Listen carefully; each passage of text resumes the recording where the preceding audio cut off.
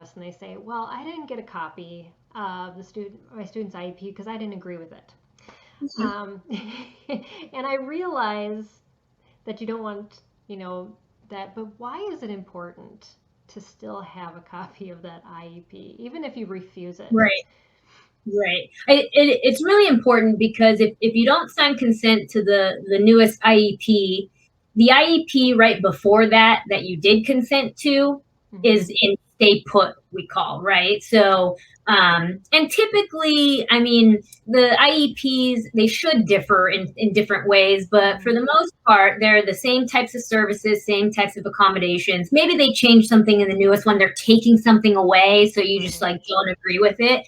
But it is important to have a copy of that simply because, like we were saying, you have become the teacher. You have become the person that when you get that kiddo back into school and they're trying to look for data as to create new goals, who is the teacher that's providing the present levels? You are. So even as a template to have kind of like, well, what was Johnny working on before? Were you okay with the new goals and the new IEP? It just was they were taking away a service and that's why you didn't agree. Okay, well, let's look at these goals and then just try it throughout the year.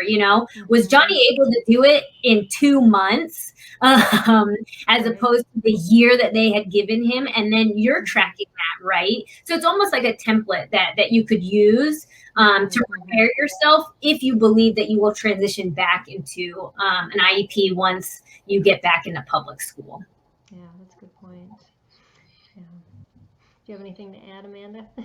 I mean, I guess, on that, just the present levels, like Vickie said, all that information, whether or not you agree with what's being proposed and goals and services, there's still an update. It's still an update on your child that could be helpful for someone.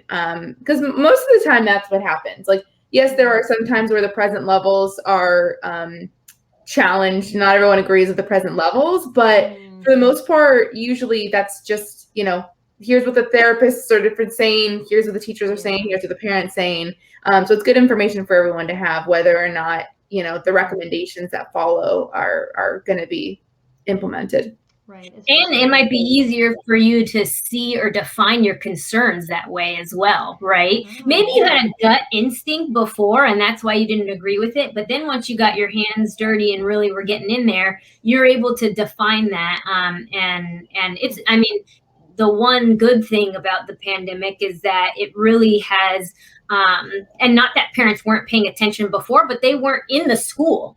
So, your kiddo comes home, kind of tells you some stuff, and you're like, did that really happen? And you're just like, oh, okay. But then when you're in there and they cannot pay attention, and Zoom is its own thing, kiddos become zombies, as I like to say, zombies, just all day. But you really start to see what are the thought processes? What she cannot do multi-step math calculations, and you wouldn't have known that otherwise. You might have helped with homework, but really seeing how she's processing the information, if there's any output of that. And I think that, as a template, that's a great, the old IEP and the new IEP can really be helpful in next steps.